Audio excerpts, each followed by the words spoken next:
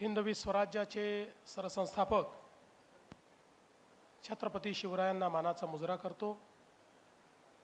भारतीय राज्यघटनेचे शिल्पकार भारतरत्न डॉक्टर बाबासाहेब आंबेडकर यांना मानवंदना अर्पित करतो। पुणे पुस्तक महोत्सव 2025 या महोत्सवाच्या निमित्ताने या ठिकाणी प्रकाशित होणाऱ्या युवा भारताच्या लोकसहभागाची गिनीज गाथा या पुस्तकाच्या प्रकाशन प्रसंगी मंचावर उपस्थित असलेले माननीय चंद्रकांत दादा पाटील, माधुरीताई मिसाळ, मिलिंदजी मराठे, युवराजजी मलिक,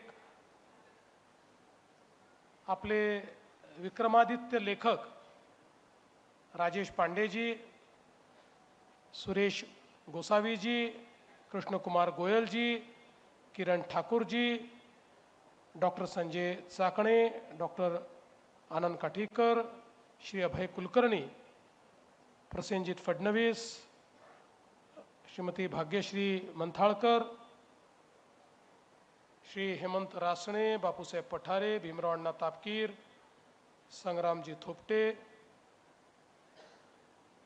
रवींद्रजी वंजारवाडकर, सर्व आमचे कुलगुरू, या ठिकाणी श्रीमती आपल्या सरोजताई पांडे, रेवा पांडे आणि विशेष रूपाने उपस्थित श्री विश्वास पाटीलजी आणि उपस्थित सर्व भगिनी आणि बंधूंनो, आज मला अतिशय आनंद आहे की पुन्हा एकदा पुणे पुस्तक महोत्सवाला भेट देण्याची संधी मला मिळाली।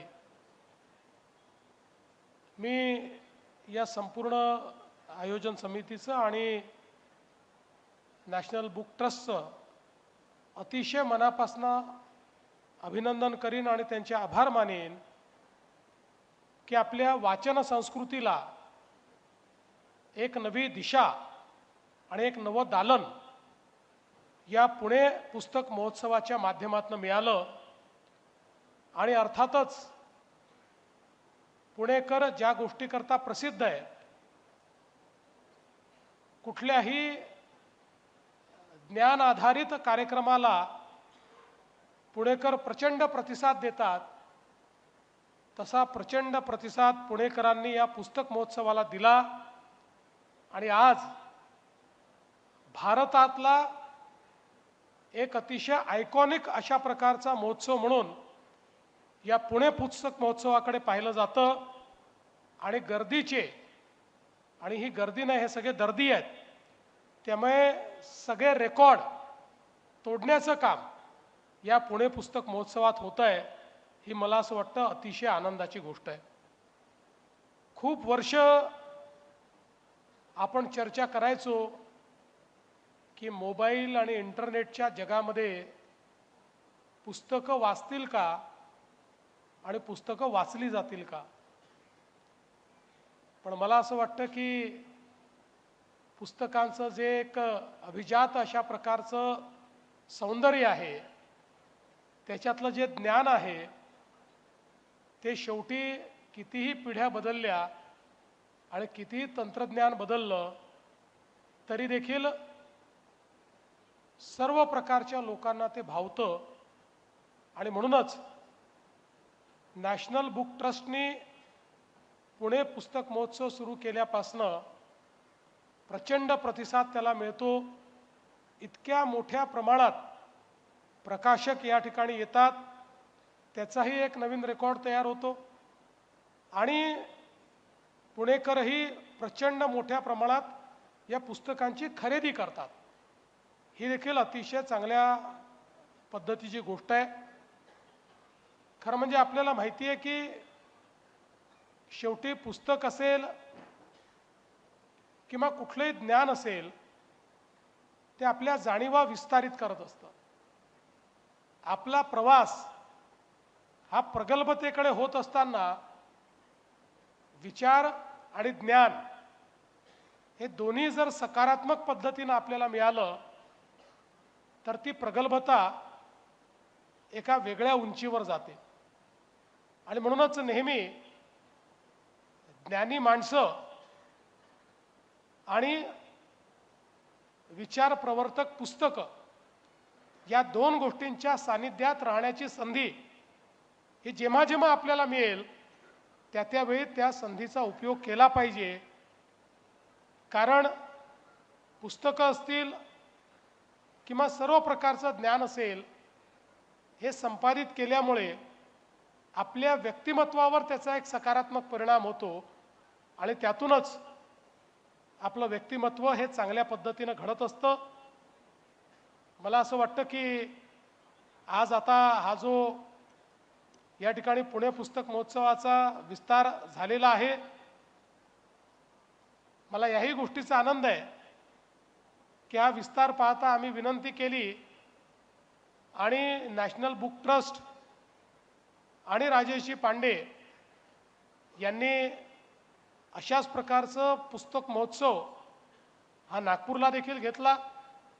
त्यालाही प्रचंड प्रतिसाद मिळाला आणि आता फेब्रुवारीमध्ये गोव्यामध्ये देखील अशाच प्रकारचा महोत्सव होतोय आणि मला विश्वास आहे की त्याही ठिकाणी त्याला प्रचंड प्रतिसाद मिळेल. आणि विशेषतः आपले जे मराठी माणसं आहेत ही नेहमीच पुस्तकांच्या बाबतीत एक प्रकारे वेडीच आहेत.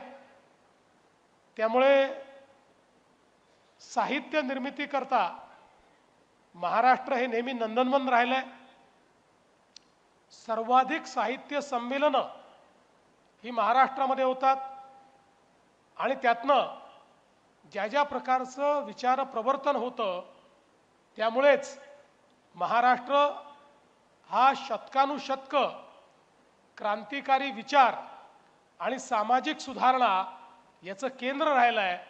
कारण हा जो एक आपला विचार आहे प्रगल्भतेचा तो सातत्याने महाराष्ट्रामध्ये साहित्याच्या माध्यमातून रुजवण्याचं काम हे आपल्या लेखकांनी जाणकारांनी त्या ठिकाणी केलं.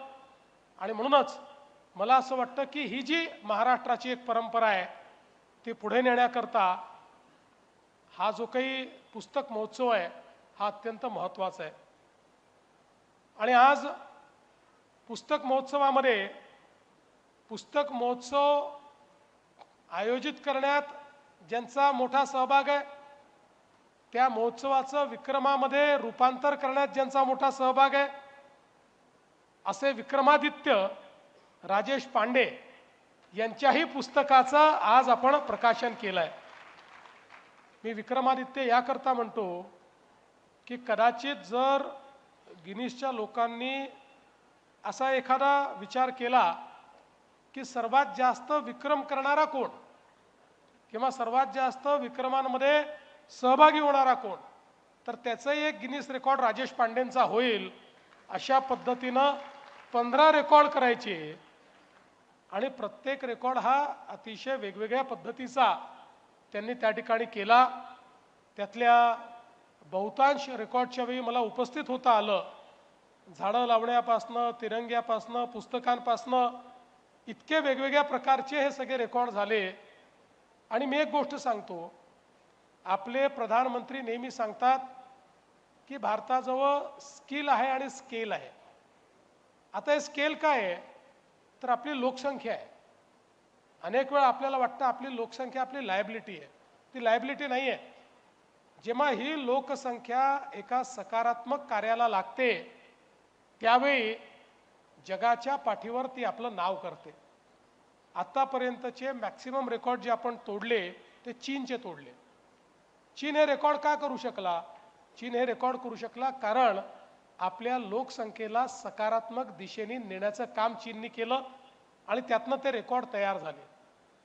आता त्याच पद्धतीनं ज्यावेळी आपल्या या तरुणाईला आपल्या इथल्या समाजाला एक दिशा देऊन एका चांगल्या कार्याकरता प्रेरित करण्याचा प्रयत्न हा राजेश पांडेंनी केला, त्यावेळी समाजाने त्याला तसाच प्रतिसाद दिला, युवांनी त्याला तसाच प्रतिसाद दिला आणि एक एक रेकॉर्ड हा या ठिकाणी घडत गेला.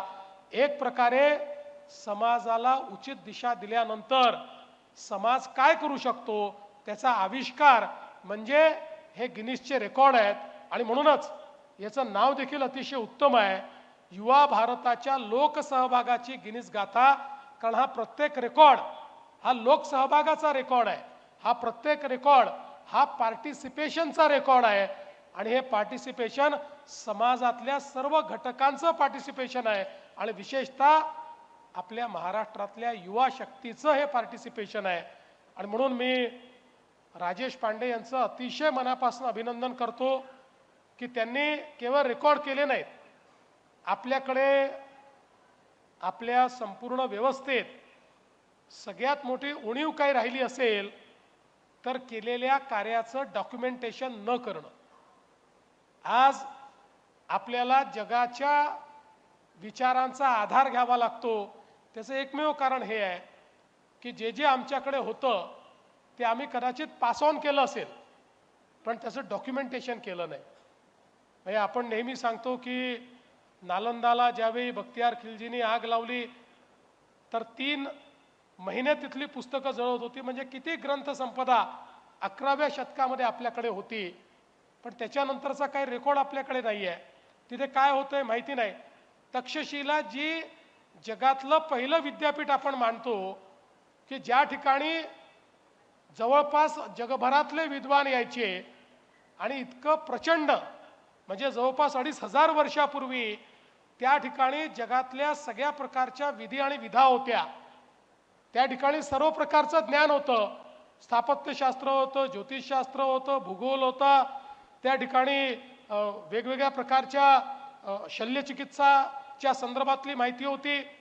त्या ठिकाणी आपण आज ज्याला अल्जेब्रा म्हणतो ते गणित होतं. सगळ्या गोष्टी त्या ठिकाणी होत्या. पण याची माहिती मात्र आपल्याला चीनी प्रवासी ह्युएन सॅंगनी जे काही लिहून ठेवलं त्यातनं ती माहिती आपल्याला होते. कारण आपल्याकडे त्याचं डॉक्युमेंटेशन जे आहे ते आपण केलं नाही, किंवा कदाचित ते केलं असेल तर ते ज्या पद्धतीनं ठेवलं पाहिजे ते आपण ठेवू शकलो नाही. आणि म्हणून खरं तर हा जो चीनी प्रवासी आहे हा परत जाताना तो नेत असलेले ग्रंथ आणि त्यांनी स्वतः तयार केलेल्या नोंदी या एका पुरामध्ये अर्ध्या वाहून गेल्या. त्यामुळे आपल्याकडे अर्ध्याच नोंदी आहेत, अर्ध्याच गोष्टी आपल्याला माहिती आहेत. त्या अर्ध्या गोष्टी जर इतक्या दैदिप्यमान असतील तर त्या पूर्ण गोष्टी जर आपल्याला कळल्या असत्या तर आपण कुठल्या स्तराला त्या काळामध्ये होतो. आणि म्हणून आपण बघा की आपण त्या ठिकाणी नोंदी ठेवल्या नाहीत, आपण कुठल्याही प्रकारे डॉक्युमेंटेशन केलं नाही.